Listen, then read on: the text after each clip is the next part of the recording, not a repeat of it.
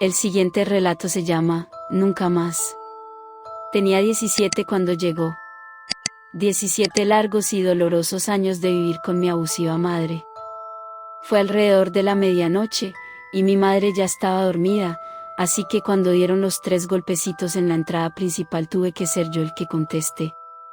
Una niñita de aspecto extraño esperaba del otro lado, con mejillas pálidas y sin color, cabello rubio arreglado en trencitas, un vestido de color rosa con los pliegues algo rotos, pies descalzos y ligeramente azules por el frío de invierno, y unos ojos negros. Profundos y penetrantes ojos negros. La hice pasar, pensando en lo muy mal vestida que estaba. No fue hasta después que me pregunté por qué no estaba temblando, ni siquiera me había preguntado por qué estaba aquí en primer lugar. La llevé a la sala de estar, envolviéndola en una manta gruesa que mi abuela tejió. La sostuvo, aunque no parecía afectarla, y sonreí. ¿Cómo te llamas, cariño? Dejó pasar un largo silencio, durante el cual estuvo mirándome fijamente. Empezaba a sentirme incómodo por su oscura mirada, cuando abrió los labios y habló en voz baja. Lassie Morgan. Asentí con la cabeza, sonriendo de nuevo. Puedes quedarte aquí por hoy, Lassie, le dije, señalando el sofá. Se acurrucó, con sus ojos negros todavía en mí, y regresé a mi habitación. Esa noche dormí profundamente, sin preocuparme de los maltratos de mi madre o de la extraña niña en mi sofá. Cuando llegó la mañana y caminaba hacia la cocina, fui recibido por una taza de café presionada contra mi hombro. Di un leve grito de dolor, mirando a mi madre. ¿Qué diablos has hecho? ¿Por qué el sofá está así de sucio? Gritó ella, confundiéndose sobremanera. Tras dar un vistazo a la sala de estar, me di cuenta de que Lassie se había ido, y la única prueba de que estuvo aquí era la mugre de probablemente sus pies o vestido. Me hice responsable, ganándome un fuerte golpe en la mejilla, y luego me fui a la escuela. Estando ahí escuché algo que me produjo escalofríos. La niña Lassie Morgan fue hallada muerta ayer por la noche. Pasé el día a la expectativa de oír más noticias sobre el tema, pero no las hubo. Al llegar a casa, sin embargo, estaban dando un reportaje de ello por la televisión. Lassie Morgan, de 6 años de edad, fue declarada muerta ayer a las 7 de la noche. Su cuerpo fue localizado en el patio trasero de su casa, enterrado allí con su vestido rosa. Aún no ha habido señal de su madre, Marisa Morgan, quien es sospechosa de ser la asesina en vista de su historial de abusos con su hija. De repente, una foto de Lassie apareció en la pantalla. Lucía muy similar a cuando la conocí, su cabello rubio en trenzas, vestido rosado, cara pálida.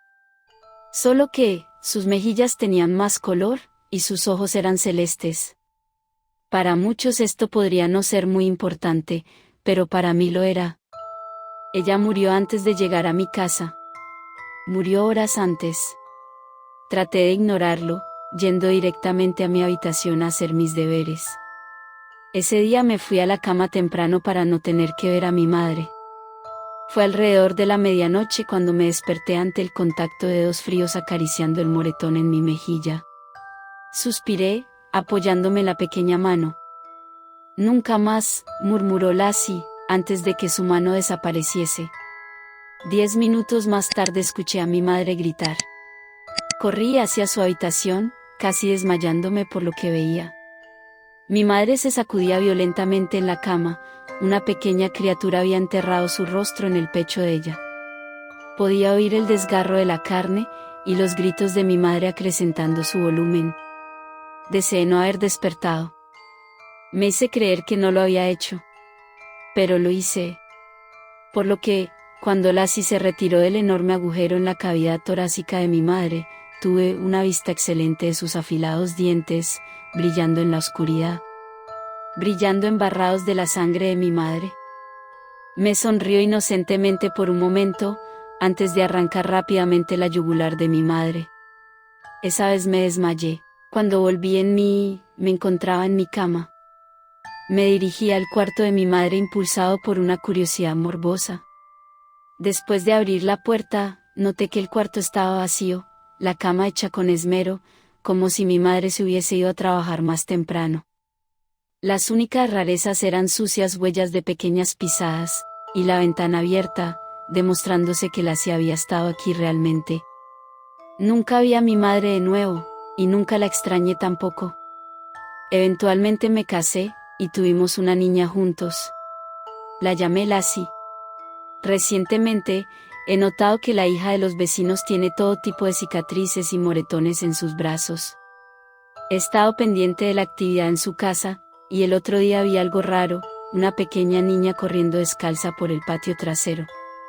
Fue alrededor de la medianoche, así que no puedo estar muy seguro, pero creo que me miró con sus enormes ojos negros. Y podría jurar que articuló 2 palabras en mi dirección. Nunca más. El siguiente relato se llama, Nunca le enseñes a un ente, el camino a casa. La luz de la luna tiraba tramos llenos de hojas secas, las cuales Julia y Martín pisaban. Corrían los 2 hermanos frenéticamente, tratando de escapar de la cosa que los perseguía. No pares, Julia, gritó jadeando Martín cuando vio que su hermana se quedaba atrás. Aquello que los acosaba era algo que no podían describir. Era un poco más grande y acuerpado que ellos, corría en 4 patas a pesar de que tenía una fisiología humana, su piel era muy rara, de color negro y con unas manchas blancas. La cara de la cosa, los hermanos no habían podido distinguirla debido a la negrura de la noche, pero de seguro que era horrorosa. Julia y Martín escucharon tras de sí unas respiraciones mezcladas con gemidos muy pesados y violentos, era como si un perro rabioso y gigante les estuviese persiguiendo. Cuando ambos perdían fuerzas, y sus corazones estaban por salirse de sus pechos, fue que finalmente vieron adelante la gran casa de roble blanco en la que se estaban quedando ese fin de semana. Corrieron lo más rápido que pudieron, soltando quejidos de terror, abrieron la puerta, entraron y después la cerraron de golpe para acto seguido ponerle seguro. Los 2 quedaron helados del miedo, temblando y sudando sin poder articular palabra alguna. Se quedaron viendo la ventanilla en la parte superior de la puerta para ver si el ente se aparecía, pero esto nunca sucedió. Justo en ese preciso momento, escucharon un trueno, y el sonido de la lluvia golpeando la casa y las hojas de los árboles no se hizo esperar. Allí, ambos escucharon pasos arrastrados en la tierra afuera, por lo que supieron que aquella cosa aún seguía cerca. Con valor, y miedo a la vez, Martín se asomó por la ventanilla de la puerta para lograr ver algo, pero no pudo captar al espectro. Se escuchan sus pasos, pero no lo veo por ninguna parte, susurró el joven mientras hojeaba de izquierda a derecha y viceversa. En ese momento el chico pensó, y le dijo a su hermana: yo voy por abajo y tú por la segunda planta. Debemos cerrar todas las ventanas con seguro, rápido. Ambos se dividieron y, fugazmente, cerraron cada una de las numerosas y grandes ventanas que había en la cabaña. Sin embargo, cuando Julia iba a cerrar la última ventana de uno de los cuartos, vio a aquel ser trepado en el marco de la misma. Allí la chica vio la expresión tan demacrada de la criatura, con infinidad de arrugas tiesas, con ojos de locura extrema, con 2 huecos inmensos como fosas nasales, y una sonrisa tan abierta y tan deformada, que mostraba infinidad de hileras de colmillos podridos. La chica solo se quedó paralizada, sintiendo que se desmayaba, mientras aquella presencia se adentraba a la habitación muy lentamente, pero en esto llegó Martín con un enorme cuchillo de carnicero, amenazando al ser con herirlo. El joven lanzó puñaladas al aire cada vez más cerca al ente, mientras que éste, esquivándolas, saltó alejándose de la ventana y cayendo afuera en medio de la lluvia. Julia aprovechó esto para poner el cerrojo. Ambos estaban temblando de miedo, y mucho más el chico, quien, a decir verdad, ni siquiera tenía la intención de lastimar al espectro, solo de asustarlo, pues un terror punzante lo invadía de tan solo tocar al ser, pero mientras que su hermana estuviera en peligro, haría lo que fuera. Los 2 miraron a las afueras, y vieron a la presencia alzando la mirada hacia ellos, con esa misma sonrisa demoníaca. Escucharon unas risas vejestorias, y el espectro se fue rodeando el hogar.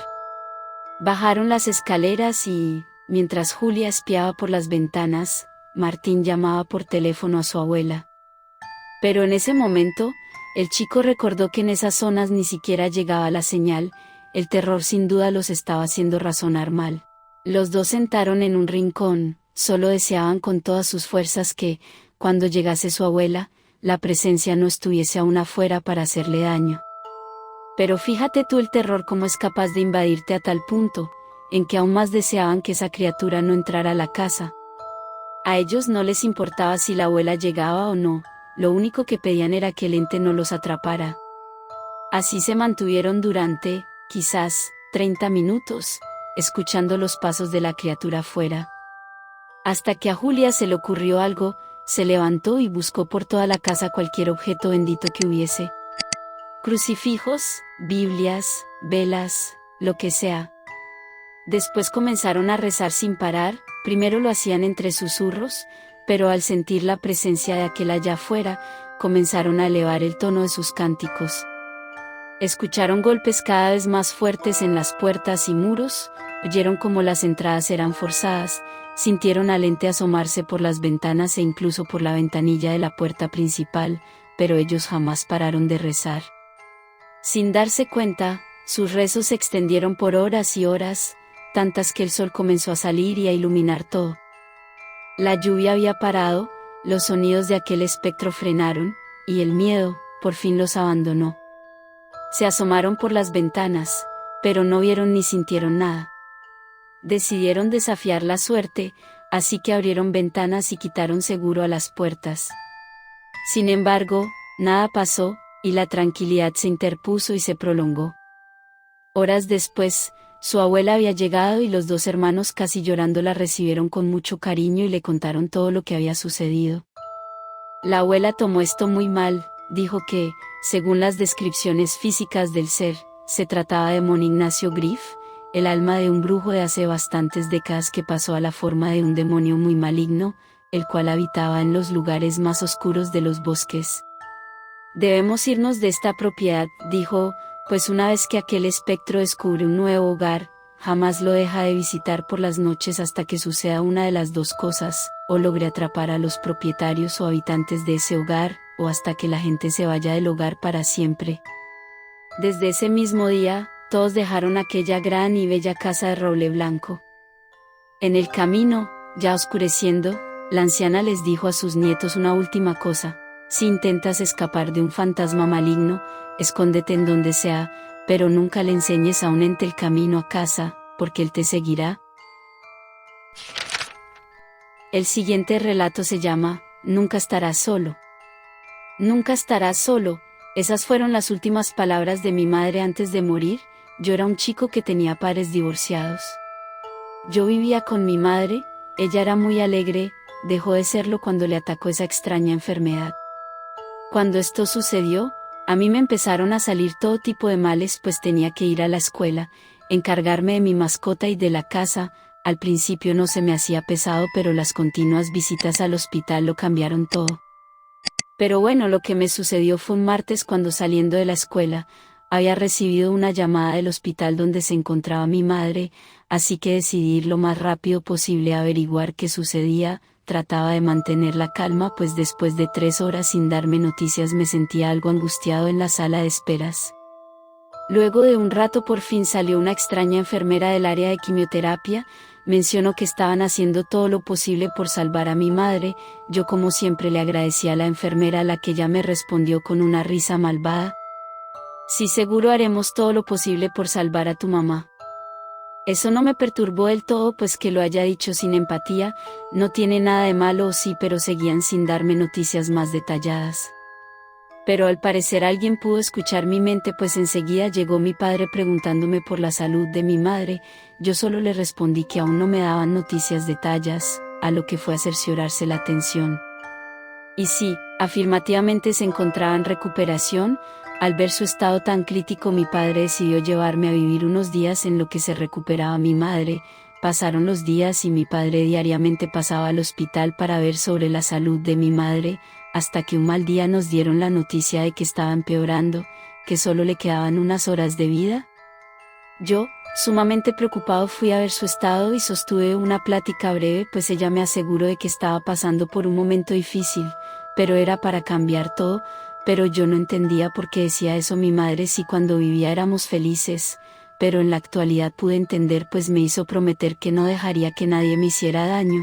Lo prometí, pero después me pronunció la oración, nunca estarás solo.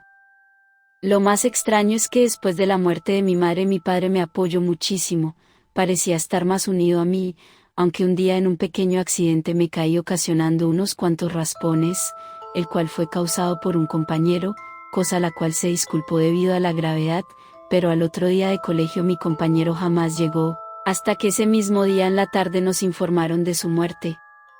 La verdad nunca me enteré por qué había muerto, pero tiempo después tuve una fuerte discusión con mi padre la cual me hizo sentir muy mal. Ese mismo día me enteré de que había tenido un accidente en su auto camino de la casa al trabajo, fui a chequear su estado, no se encontraba tan mal así que le pregunté cómo fue que chocó, su respuesta me paralizó. Iba en la carretera, aproximadamente a 80 kilómetros por hora cuando de repente una criatura que parecía mujer, se paró en medio de la carretera causando que tuviera que esquivarla chocando con otro vehículo en el acto.